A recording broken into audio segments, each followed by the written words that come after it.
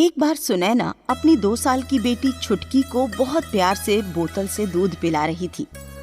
चल छुटकी, अब तो जल्दी से दूध पी ले, फिर मैं तेरी दादी और बाकी घर वालों के लिए खाना बना देती हूँ। तभी अचानक उसकी बेरहम सास चंद्रवती वहाँ आई। अरे करमचली, तू जानती है कि मुझसे भूख बर्दाश्त नहीं होती, फिर भी तूने अभी तक खाना नहीं बनाया है? माँ जी, मैं बस खाना बनाने ही जा रही थी, लेकिन माँ जी फिर छुटकी रोने लगी तो सोचा पहले इसे दूध पिला देती हूँ। हम सब तो बड़े हैं, कुछ देर भूख बर्दाश्त कर सकते हैं, लेकिन ये तो अभी छोटी बच्ची है ना माँ जी, और छोटे बच्चों को भूख बर्दाश्त नहीं होती ना। अच्छा, मुझसे जुबान लड़ाती है, रुक, मैं अभी तुझे सबक सिखाती हूँ। ऐसा कहकर चंद्रवती ने छुटकी के मुंह से बोतल छीनकर फेंकी और उसे बेरहमी से उठाकर ले गई। छुटकी जोर जोर से रोने लगी, लेकिन चंद्रवती नहीं रुकी और उसने रोती हुई छुटकी को बाथरूम में बंद कर दिया। माँ जी, ऐसा मत कीजिए, ऐसा मत कीजिए माँ जी, मेरी बच्ची के साथ ऐसा बर्ताव मत कीजिए। अब जब तक तू मुझे स्वादिष्ट मसालेदार मलाई कोफ्ते की सब्जी और देसी घी के पराठे नहीं खिलाती ना, तेरी ये बंदरिया ऐसी ही भूखी प्यासी बाथरूम में बंद रहेगी, तब तुझे समझ आएगा। नहीं माँ जी, ऐसा मत कीजिए, वो छोटी सी जान है, ये सब नहीं सह पाएगी माँ जी। आप चाहे तो मुझे मार लीजिए, मैं उफ तक नहीं करूंगी, लेकिन मेरी बेटी के साथ ऐसा मत कीजिए माँ जी। माँ जी, ऐसा मत कीजिए। अगर उस बंदरिया की तुझे इतनी ही फिक्र है तो समय बर्बाद मत कर और जल्दी से मेरे लिए मलाई कोफ्ता और घी के पराठे बनाने शुरू कर। अब चल हट यहाँ से। ऐसा कहकर चंद्रवती वहाँ से चली गई। सुनैना बहुत भोली थी, वो अपनी बेरहम सास चंद्रवती के आगे कुछ नहीं कर पाती थी, इसलिए वो चुपचाप चंद्रवती की बात मान गई। रो मत छुटकी, मैं बस अभी सासू माँ को खाना खिला कर आती हूँ, ठीक है? कुछ समय बाद सुनैना चंद्रवती के लिए खाना बनाकर लाई। छुटकी अभी भी वैसे ही बहुत जोर जोर से रो रही थी। अरे जल्दी आ, मुझे बहुत जोर से भूख लगी है। सुनैना ने जल्दी से चंद्रवती के आगे खाना परोसा और फिर वो जैसे ही पलटकर छुटकी को बाथरूम से निकालने के लिए जाने लगी, चंद्रवती ने उसे रोकते हुए कहा, अभी नहीं, जब तक मेरा खाना खत्म नहीं होता तेरी बंदरिया बाथरूम में ही बंद रहेगी। लेकिन माँ जी, लेकिन कुछ नहीं, चुपचाप खड़ी रह। सुनैना चुपचाप वहीं खड़ी रही और चंद्रवती का खाना खत्म होने का इंतजार करने लगी। तभी सुनैना के ससुर मदन लाल घर आए।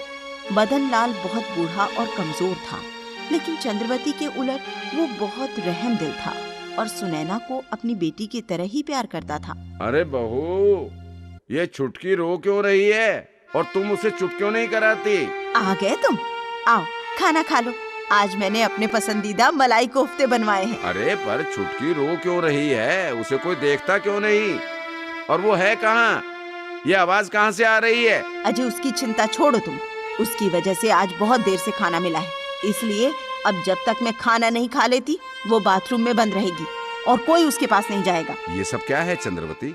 तुम 2 साल की बच्ची के साथ ऐसा कैसे कर सकती हो? उम्र 2 साल हो या 200 साल, चंद्रवती के आगे किसी की नहीं चलती और तुम्हारी तो बिल्कुल भी नहीं, इसलिए मेरे सामने से हटो, मेरा खाना हो गया।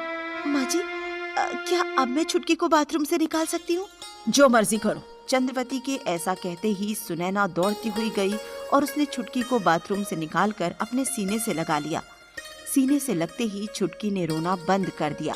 सुनैना बहू, तुम्हारी सास का तुम्हारे और छुटकी के साथ ऐसा बर्ताव देखकर मुझे बहुत बुरा लगता है, लेकिन मैं भी मजबूर हूँ। तुम तो जानती हो मेरी इस घर में बिल्कुल नहीं चलती और तुम्हारे पति को भी नौकरी के लिए तुमसे और छुटकी से दूर भोपाल रहना पड़ता है।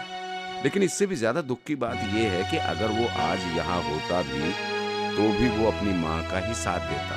आप मेरी चिंता मत कीजिए ससुर जी, मैं ठीक हूँ, आप अपने स्वास्थ्य का ध्यान रखिए।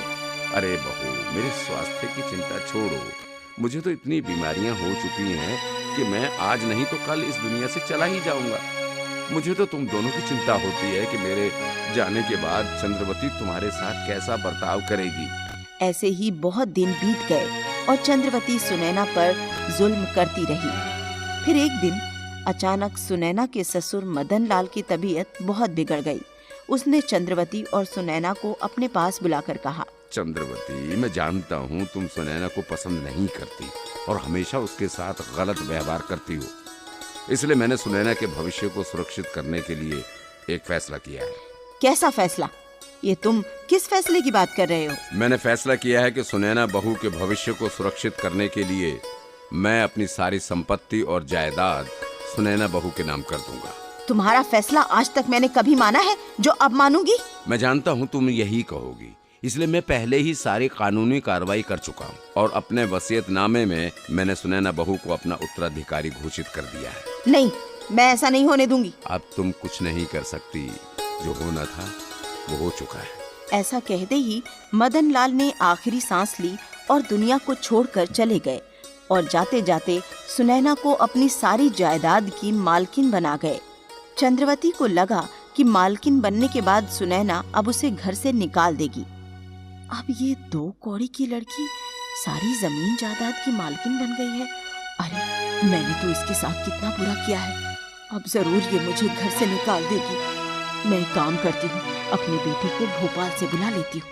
उसके सामने ये मुझे घर से नहीं निकाल सके। माँ जी, आप क्या सोच रही हैं? मैं कुछ भी सोच रही हूँ, लेकिन तू जो सोच रही है वैसा कुछ करने की कोशिश मत करना। मेरा घर है ये और तू मुझे इस घर से नहीं निकाल सकती। रुक, मैं अभी फोन करके अपने बेटे को भोपाल से बुलाती हूँ। वो बेशक अपने पिताजी के लिए छुट्टी लेकर घर नहीं आ सका, लेकिन मेरे लिए उसे नौकरी छोड़कर भी आना पड़े तो वो जरूर आएगा। ये आप कैसी बात कर रही हैं माँ जी?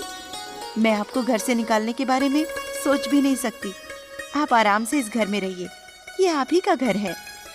इस तरह सुनैना ने चंद्रवती की सारी गलतियों को भुलाकर उसे घर में रहने दिया। लेकिन चंद्रवती सुनैना को मालकिन बना नहीं देख पा रही थी। ये सुनैना मेरे घर की मालकिन कैसे बन सकती है? ये जमीन जायदाद सब मेरी है।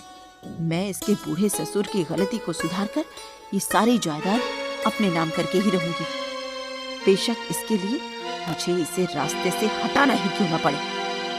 उस रात जब सुनैना छुटकी को खाना खिलाने के लिए बैठी, तब चंद्रवती खीर की 2 कटोरियां लेकर उसके पास आई। सुनैना बहू, देख, आज मैंने अपने हाथों से तेरे लिए खीर बनाई है। क्या माँ जी, आपने मेरे लिए खीर बनाई है? हाँ हाँ, इसमें इतना हैरान होने वाली क्या बात है? ऐसा कहकर तूने मुझे पराया कर दिया। हाँ, नहीं, ऐसा नहीं है माँ जी। वो तो मैंने आपको कभी रसोई घर में काम करते नहीं देखा, इसलिए बोला। अब चलो, अब मेरी तारीफ बाद में कर लेना। हाँ, पहले मैंने जो गर्मा गर्म खीर बनाई है उसे तो खा लो। तुम इसे खाओ और छुटकी को आज मैं अपने हाथों से खिलाऊंगी। हाँ, रुकिए माँ जी, खीर बहुत गर्म है, छुटकी का मुंह जल जाएगा।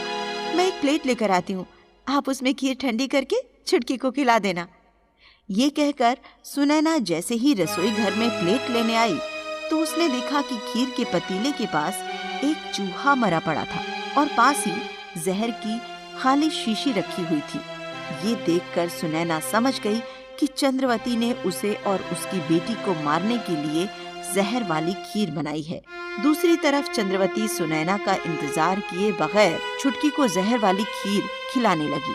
तभी सुनैना ने आकर कटोरी को हाथ मारकर गिरा दिया। माँ जी, मुझे आपसे ये उम्मीद नहीं थी। आपने आज तक मुझ पर कितने जुल्म किए, मुझे कितना बुरा भला कहा और मैं आपकी उन सारी बातों को नजरअंदाज करती रही। ससुर जी ने मुझे इस जमीन जायदाद का मालिक बना दिया, उसके बाद भी मैंने आपके साथ बुरा बर्ताव नहीं किया। लेकिन आज आपने मेरी छुटकी को जहर वाली खीर खिलाकर मारने की कोशिश की। ये मैं बिल्कुल बर्दाश्त नहीं कर सकती। इसलिए इस घर की मालकिन होने के नाते मैं आपको आज्ञा देती हूँ कि आप अभी इस घर से निकल जाइए। तुमसे पहले ये मेरा घर है, तुम मुझे। बस माँ जी, अगर आप सीधी तरह से इस घर से नहीं निकलेंगी तो मैं पुलिस को बुलाऊंगी और फिर हमें जहर देने की साजिश के जुर्म में आपको जेल जाना पड़ेगा। जेल का नाम सुनकर चंद्रवती डर गई और चुपचाप रात के अंधेरे में ही घर से चली गई। इस तरह एक रहमदिल ससुर ने एक बेरहम सास से अपनी भोली बहू को बचाने के लिए अपनी सारी जायदाद उसके नाम कर दी और फिर बेरहम सास के बुरे कर्मों की वजह से बहू ने उसे घर से बेघर कर दिया।